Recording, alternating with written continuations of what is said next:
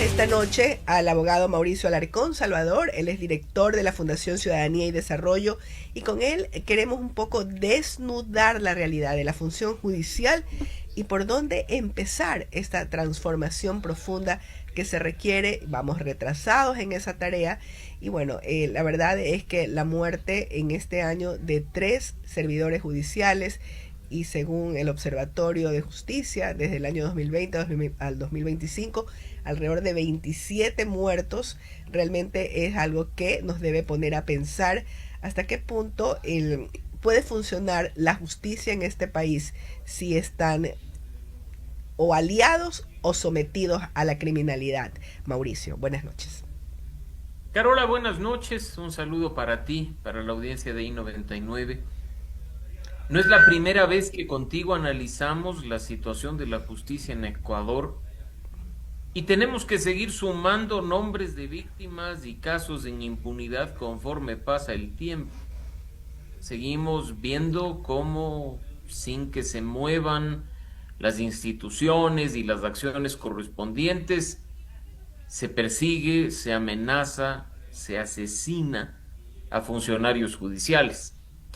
A los 27 casos que tú has señalado se registran durante los últimos años, también se deberían sumar más de 40 ataques físicos, agresiones, que afortunadamente no han terminado con la pérdida de vida, pero ataques que intimidan no solo a sus víctimas, sino a otros funcionarios y servidores judiciales.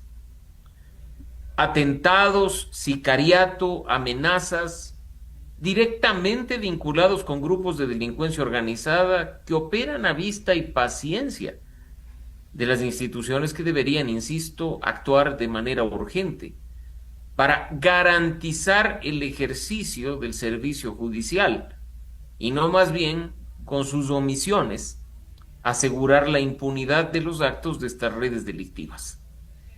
¿Cuántos de estos casos que amargamente se queja la Policía Nacional y el gobierno de delincuentes que entran y salen por las mismas porque se presentan y les ordenan libertad?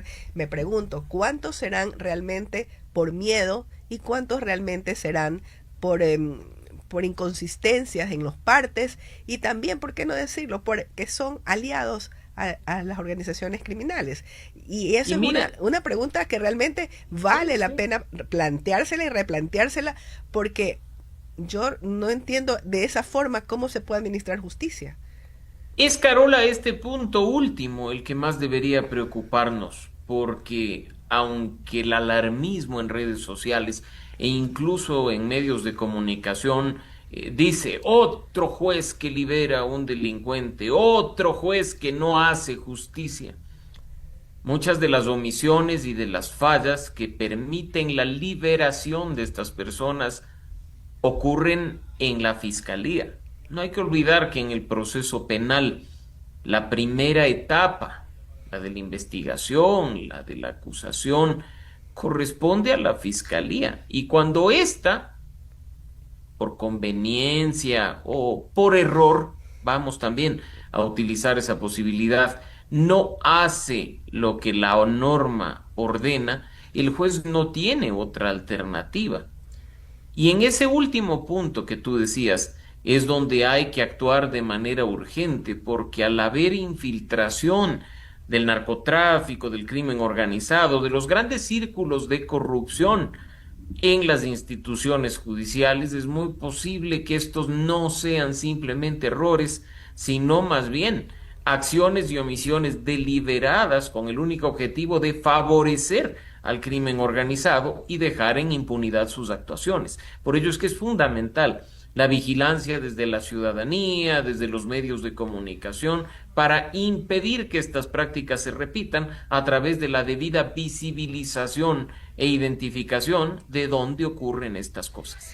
Pero Mauricio, ¿cómo proteger al fiscal, al buen fiscal? ¿Cómo proteger al buen magistrado, al buen juez, al buen servidor judicial que sí quisiera, que aspira a luchar contra la delincuencia, pero se siente amenazado y le da miedo y muchas veces o es su vida o la vida de su familia o la vida del delincuente, que a la final es él entra y sale y ya está acostumbrado. Pero sí nos debe llevar a la reflexión qué hacer en estas circunstancias. Ellos piden ayuda, ellos han pedido en varias ocasiones que por favor alguien, que el Estado los proteja. Pero esto llega poco, tarde o nunca. Partamos, Carola, de que existe una obligación del Estado de proteger y garantizar a los servidores judiciales en el ejercicio de sus funciones.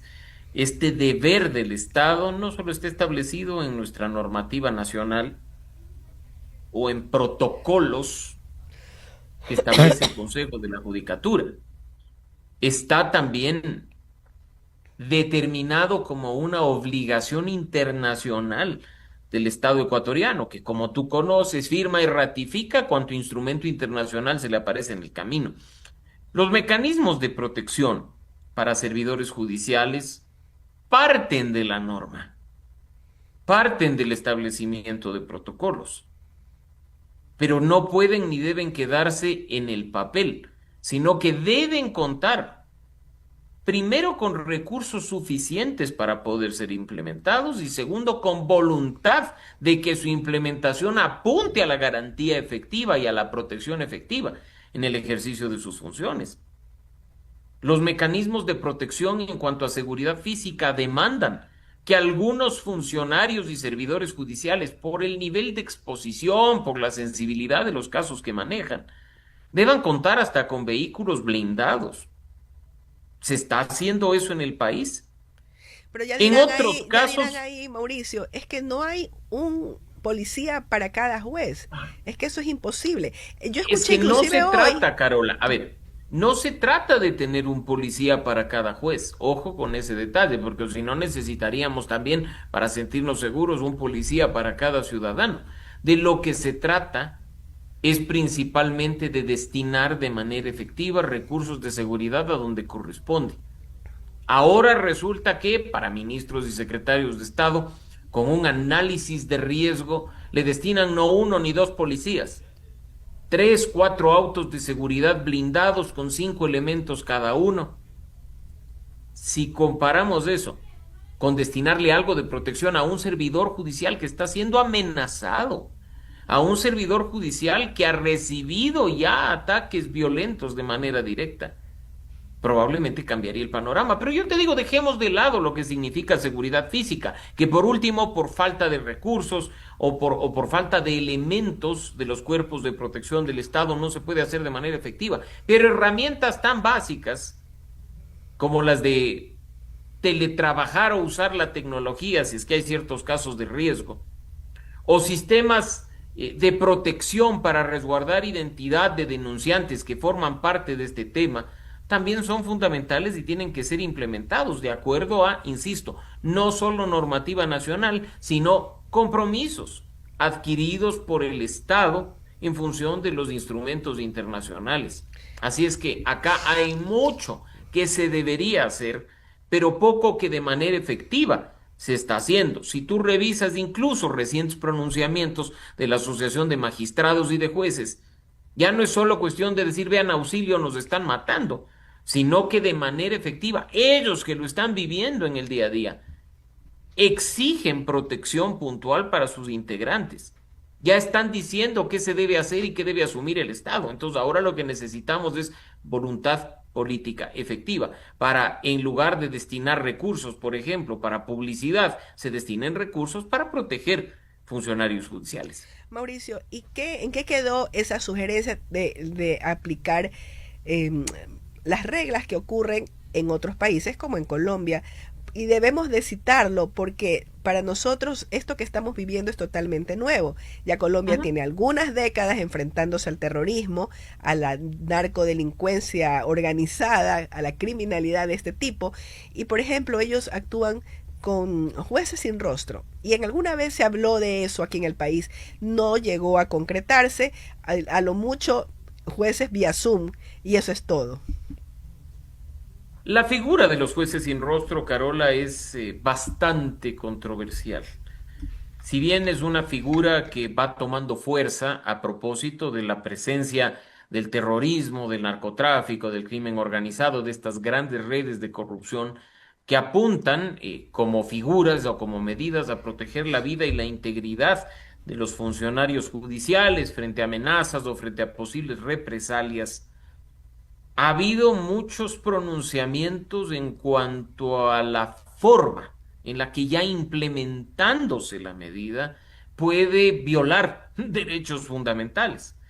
El conflicto de proteger respecto de la vigencia de derechos humanos tiene que discutirse, creo yo, con seriedad en este país.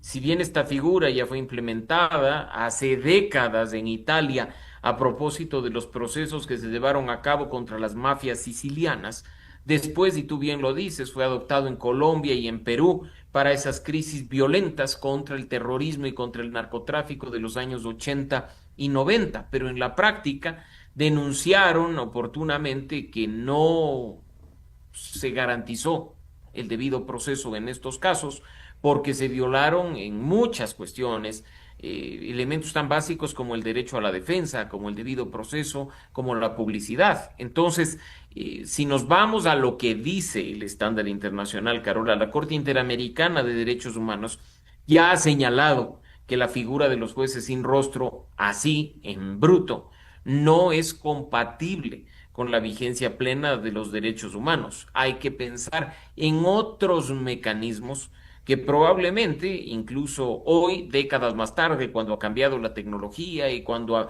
evolucionado la sociedad, pueda implementarse de manera efectiva para proteger, por supuesto, a los operadores de justicia sin violar los derechos de los procesados, que es ese conflicto que digo existe desde hace algún tiempo. Es decir, estamos hablando de que nuestros jueces salgan a vivir a otro país para que puedan trabajar con tranquilidad y operen vía Zoom. Y ocurre en este caso, Carola, lo mismo que con tantas otras cuestiones vinculadas al narcotráfico y al crimen organizado que se han venido repitiendo durante este último tiempo. La cooperación internacional, la colaboración entre países que enfrentan problemas similares no pasa solo por firmar documentos o por asignar recursos. Si queremos hacerle frente al crimen organizado que opera transnacionalmente, hasta en temas de justicia, tenemos que actuar de la manera que corresponde para transnacionalmente hacerle frente al fenómeno. Entonces creo, de nuevo, que la discusión tiene que profundizarse mucho más para evitar que después nuestros victimarios, por algún pequeño error de forma, terminen convirtiéndose en víctimas. Dentro de esa profundización estamos hablando de reformas legales. Estamos hablando tal vez de también pues de la necesidad de una purga interna. Es verdad que tenemos pocos jueces. Ahora estamos en el peor momento, pero no sé si es el momento ya de empezar a eliminar a aquellos que puedan tener vínculos con las mafias, ¿no? Algunos, Carola, llevamos años exigiendo al Consejo de la Judicatura una depuración del sistema judicial. No una cacería de brujas, no que porque alguien no pasa una prueba de polígrafo ya sea dado de baja, no, no. Una evaluación real, una evaluación integral sobre la base de estándares internacionales. ¿Cuántos años han pasado sin que nuestro sistema judicial evalúe a sus jueces, a sus fiscales y a sus servidores judiciales en general? ¿Cuántos años han pasado sin que se renueve la principal institución de justicia ordinaria de este país, que es la Corte Nacional de Justicia?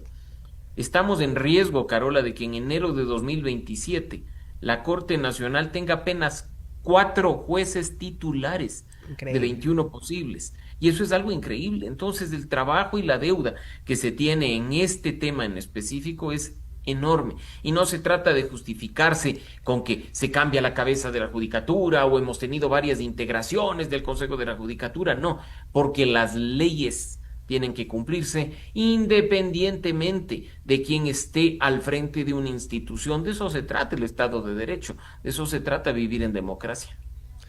Exactamente, que las leyes se cumplan y estar totalmente alejados de cualquier presión. Presión de la criminalidad, presión de la política, presión solamente de la conciencia de servicio a la comunidad. Esa es la única presión que debería existir, Mauricio. Y con esa idea nos vamos a quedar porque el tiempo se nos está acabando. Y como siempre, agradeciéndote infinitamente por esta compañía y conceptos tan claros que nos ayudan a ver la sociedad con la lupa de alguien que es totalmente ajeno a la política y que realmente lo único que quiere es limpiar y tener una justicia de primera, que es lo que todos aspiramos, lo básico, un pilar de la democracia es su justicia. Gracias, Mauricio. Gracias a ti, Carola, porque en espacios como este y discusiones como esta es que podemos generar conciencia en la ciudadanía sobre la importancia de trabajar juntos por un sistema de justicia independiente e íntegro. Hasta la próxima.